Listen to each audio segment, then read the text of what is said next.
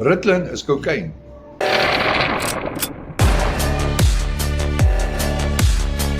Die grootste fout vir ons, die grootste ding waarmee ons sukkel, is wat ons noem psigotropiese dwelms.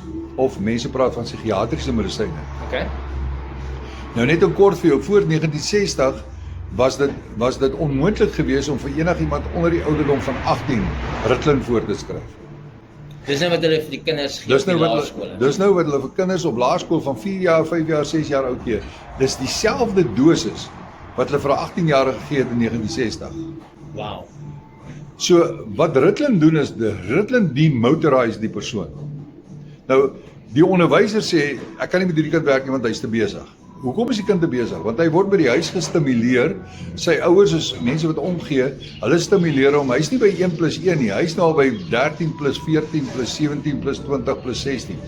En hier sit hierdie kind en hier kom die juffrou 1 + 1. En hy sê, ag, jette tog, dis mos 2. Kry nou klaar. Wanneer kry ons klaar? Nou begin hy fidget. Nou, hy sit in 'n klas van 42 kinders. So obviously gaan hy gaan nou begin moeilik raak. Nou wat sê die juffrou? Hierdie kind is nou te besig. So wat maak ons met hom? Ons stuur hom nou na die sielkundige toe. Die sielkundige sê, wel, meneer en mevrou, ons moet net vir jou sê, jou kind is uit 'n afwyking, want hy kan nie stil sit in die klas nie. ADHD. Hy's ADHD. Yes. Hy's Almal het al ADD. daai enetjie gehoor. Dan sê ADHD. Okay, so. En hier is sommer die voorskrif vir hom. Okay? Die sielkundige gee dit nie, maar sy gee hom nou na die psigiater toe deur. Die psigiater kom en sê, "Boetie, hoe voel jy?" Hy sê, "Nee, oom, ek is alright."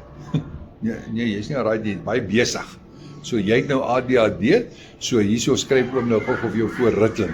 Okay, jy moet dit nou gebruik. Nou gebruik hy kind Ritalin en die volgende oomblik, dan sak hy kind hy sak in mekaar in.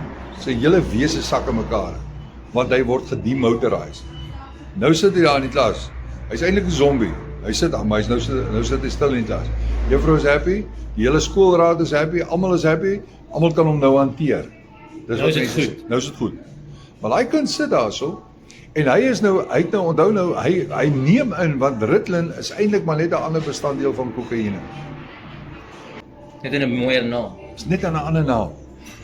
Nou kom ons in 'n situasie en daai kind gaan nou deur universiteit, hy's nou al die tyd daarmee besig en alles. En nou op 'n stadium sê iemand vir hom, hoorie, is jy nog steeds op Ritalin? Dit is vir kinders.